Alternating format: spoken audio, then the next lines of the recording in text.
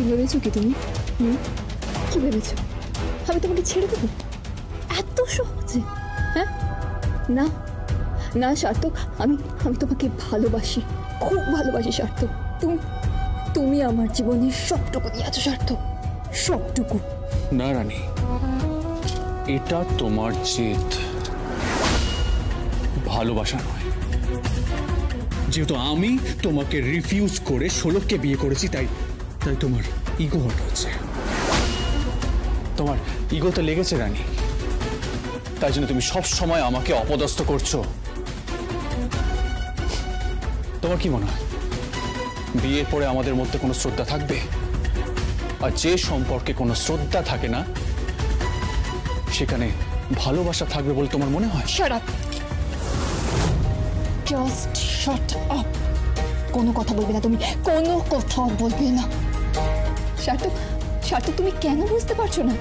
হ্যাঁ, আচ্ছা আচ্ছা, আমি কি সুন্দরী নই? আমি কি তোমার ভালোবাসার যোগ্য নই? আমি আমি আমি তোমার ভালোবাসার যোগ্য তো? হ্যাঁ হ্যাঁ, বলো তুমি সার্থক। হ্যাঁ, আমি তোমাকে সব রকম ভাবে কেয়ার করবো সার্থক, সব রকম ভাবে। ওই শোলক তোমাকে কি দেবে? হ্যাঁ, একটা গরিব দিনমজুরও কি দেবে? আমি আছি, তুমি চিন্তা করো না সার্থক, আমি আছি তোমার পাশে।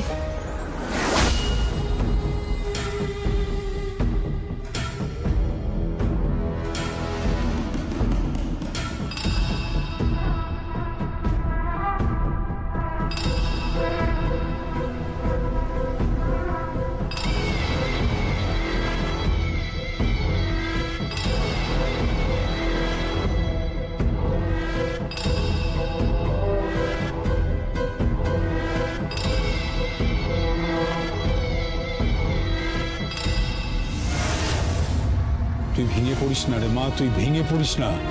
তুই দেখিস একদিন সব ঠিক হয়ে যাবে, আমি বলছি।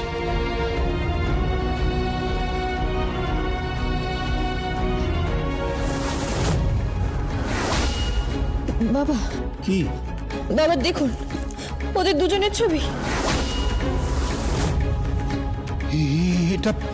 এটা কি?